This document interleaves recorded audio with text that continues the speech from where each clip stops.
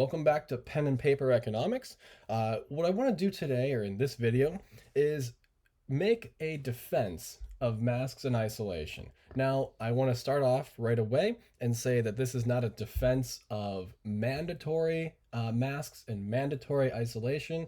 So I'm not saying here that it is the proper role of government to enforce such a thing. I'm also not saying that it's not their role. Instead, what I want to do is provide a defense of why you should, whether it's legal or illegal or legally mandated, whether or not it's legally mandated, what I want to do is defend the wearing of masks and the practicing of isolation, or at the very least, social distancing, as much as you can. So, obviously, there are mitigating factors. You know your situation best. So don't come to me and say, I can't wear a mask because X, Y, and Z. Cool, that's fine. Like, you know your situation better than I do, and better than, frankly, I could ever hope to. But what I want to do is just defend the idea of masks and isolation. So, what we have right now with this COVID outbreak is basically a story of what economists call externalities.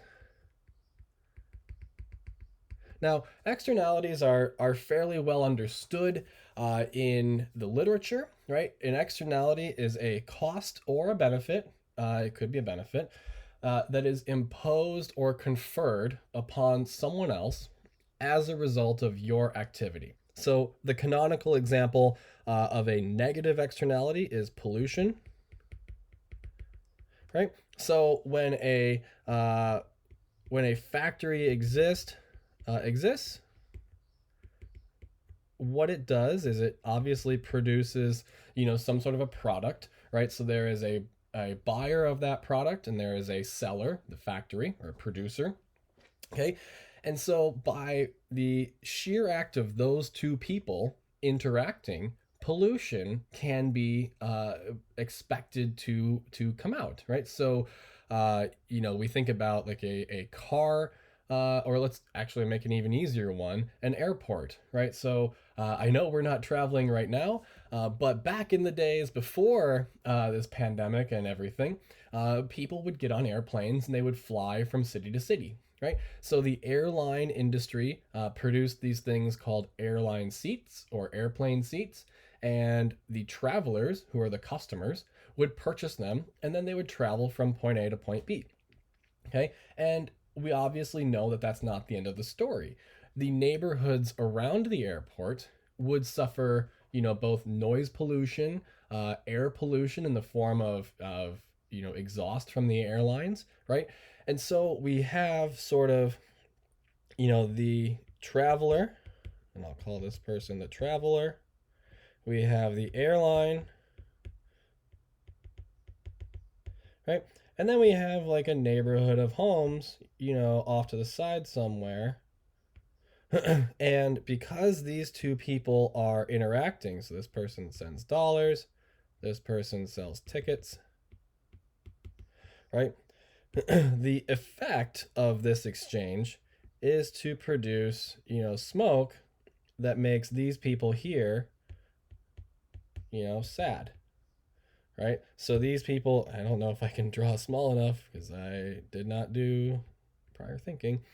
These people are obviously happy, right? These people are happy from this exchange, and these people are all sad, right? Because they are harmed by the negative externality of both noise and air pollution, among other things, okay? Now, we have, sort of two ways to solve this. One way is what we call a Pigouvian tax. Okay, and the idea is in any market, there are the buyers represented by the demand curve, and there are the producers represented by the supply curve.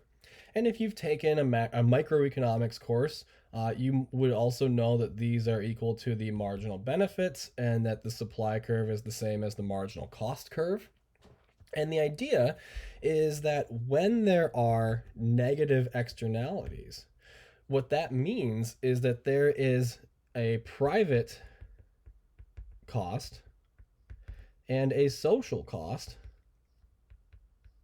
And these two things are not aligned.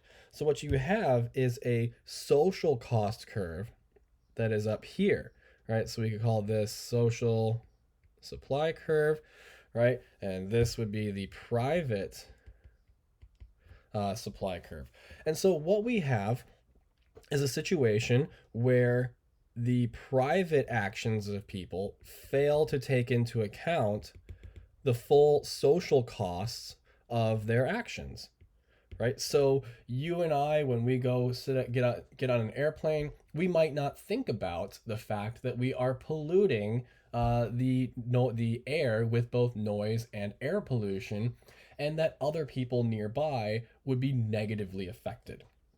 And so the idea that AC Pigou came up with, 100 and some odd years ago, is to say, hey, what we can do is we can tax the consumption of these sort of things, these things that spew negative externalities. We can tax them, and in doing so, what we're doing is we are reducing the private supply curve, or the private marginal cost curve. Technically, actually, we are shifting it up, not to the left, right? So we can shift it up, and what we want to do is we are going to align these two, right? Because, and in doing so, what we end up doing is getting to the what we call the socially optimal point, right? So this is socially optimal, right? And so this is sort of the standard model of a market failure. Basically, what happens is the private market, left to its own devices, fails to arrive at the socially optimal point. In other words, there is too much production and the price of it is too low. Okay, and so by imposing a tax, we are actually correcting this market failure. Okay, so now how does this come about in the world of coronavirus? Okay, well, whenever we go out, at least today, given that some of us may be infected but also asymptomatic, so we don't know that we have the disease, given this, anytime we interact with people, we are imposing costs onto them, right? So this will be the private costs, and these will be the private benefits, right? And all that means is it's the benefits felt by the buyer and the seller, right? So these right here, these would be the benefits derived from the purchaser, right? And this right here would be the costs felt by the purchaser, or by the seller, okay?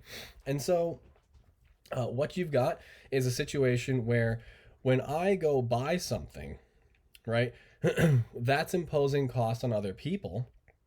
I might not be internalizing those costs. And so my actions, I might actually be going out and buying more things than I ought to if I took into account, the risk that I was imposing on other people. Okay, so what we have is a situation here where the amount of stuff being purchased is high and the price is, where it's always been. Okay, and so what we could say is that the social supply curve, or the social marginal cost curve, is perhaps up here, right? So we have the supply curve for the social, right?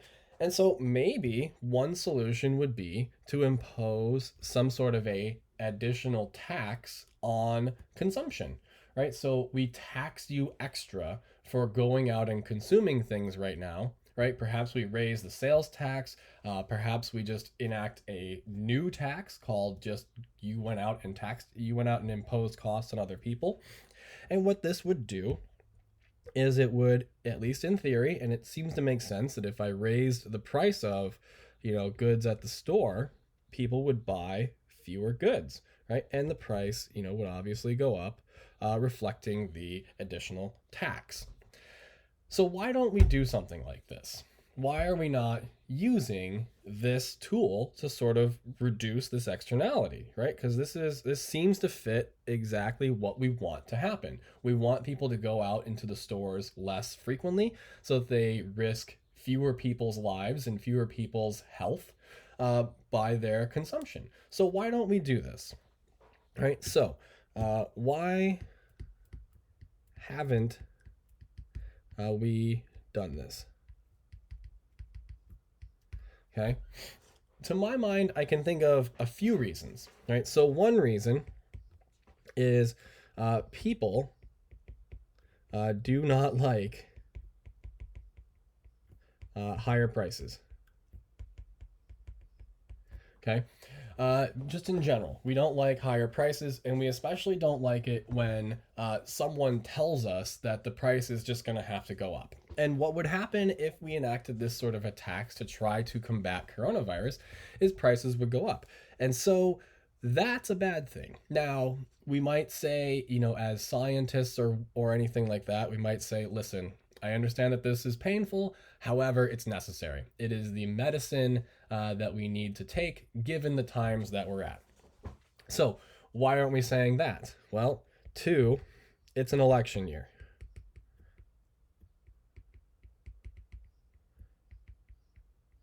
Okay. And the last thing that any elected official or anyone seeking election would ever want to do leading up to voters casting their vote is to make everything more expensive.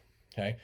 I mean, imagine what would happen if President Trump or Joe Biden announced as part of their coronavirus, fight or their coronavirus plan. Imagine if they said, "Oh, and by the way, we're going to make everything, 5% more expensive because we need to curtail consumption. And so we're going to make everything more expensive so that you all go out to the stores a lot less." Right? Whichever candidate said that, regardless of whether or not it's like correct, right? And I'm using scare quotes, but you can't see me. Regardless of whether or not it's correct, whichever candidate says that is going to lose. Like that is just going to happen, and there's no real mystery. The third reason, so this here is sort of a pithy but real reason. It says like, hey, maybe President Trump knows that he should do this, but he's not going to because he wants to make sure, or at least not hurt further his reelection, efforts or his reelection prospects. Joe Biden doesn't want to propose such a policy because it would hurt his chances of winning in November. Okay. The third reason, and this is perhaps the reason that I think is driving most of it, which is why I also saved it for last, is that this has massive distribution effects.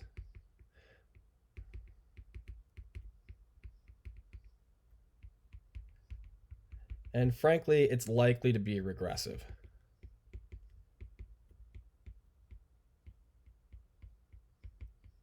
Okay. And what this regressive term means is that the incidence of this tax or the cost of this tax is likely to fall primarily upon low income households. Okay. And the reason for this is somewhat straightforward. Okay. So, for one, it would be a tax on consumption, not on savings. Low income households tend to spend most of their income on consumption and not on savings. Okay. And so, because of that, a greater share of a low income household's paycheck would go toward paying this tax. Okay. So that would be a problem. The second problem is for most low income households, buying things at, for example, Costco, where you can buy in ridiculously large quantities and save money because, when you buy in bulk, you save money. It's cheaper typically to buy a gallon of milk than it is to buy 4 quarts of milk. Low income households might not be able to afford to buy, a gallon of milk or, you know, 20 pounds of chicken breast at once and save, even though it would save them money in the long run, they might not be able to afford that because it's more money today than it is, and they don't have that sort of money saved up. And so what you'd end up doing is hitting poor households or low income households with this extra tax that frankly might just devastate them. Okay, so I think this third one here is probably the real reason why we don't see a Pigouvian tax or a coronavirus tax, is that it frankly would devastate the already hurting and suffering low income households in America.